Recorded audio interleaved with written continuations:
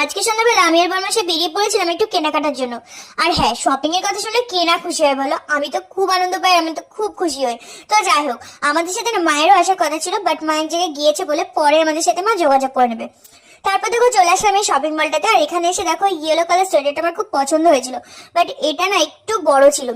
আর unfortunately যত size মানে যতগুলো সাইজ ছিল সবগুলো বড় ছিল, তাই জন্য নিইনি। তাই চলে আসলাম সোজাই গোড়া বাজারের দোকানটাতে।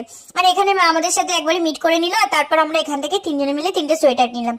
তারপর চলে গেলাম এই সোজা বেল্টের দোকানে। এখান থেকে একটা বেল্ট কিনলাম আর একটা সানগ্লাস কিনেছিলাম।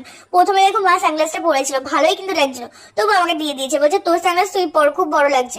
আমার তো খুব ভালো লাগছে, তোমরা অবশ্যই জানিও আমাকে কেমন লাগছে। দেন একটা মন্দিরে গেলাম, ওখান থেকে একটু ভোলানাথ আর মায়ের দর্শন নিলাম, দিয়ে ঠিক তারপর বাড়ির দিকে রওনা হলাম। আর এই যে আমাদের তিনটে সোয়েটার কেমন লাগছে অবশ্যই বলো। তারপর রাত্রিবেলা একটু মাংস রান্না করলাম, খেয়ে দিয়ে তারপর ঘুমিয়ে পড়লাম। তো ব্লগটা এই পর্যন্ত বন্ধুরা, ভালো লাগলে অবশ্যই লাইক শেয়ার কমেন্ট করো।